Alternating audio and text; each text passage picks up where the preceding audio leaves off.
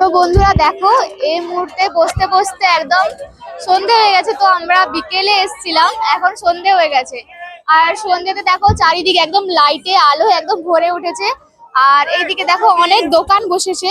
আর দোকানে কিন্তু অনেক অনেক রকম জিনিস রয়েছে, তার সঙ্গে রয়েছে চায়ের দোকান, চা তো সঙ্গে থাকছে, আর অনেক রকম খাওয়ার দোকান তো রয়েছে। আর দেখো কত কত জিনিস কিন্তু এখানে রয়েছে, আর জিনিসগুলো কিন্তু খুবই সুন্দর। আসো তোমাদের একটু দেখিয়ে দিই জিনিসগুলো। এইদিকে দোকানগুলো কত কিছু বসেছে, সবাই একটু দেখে নাও।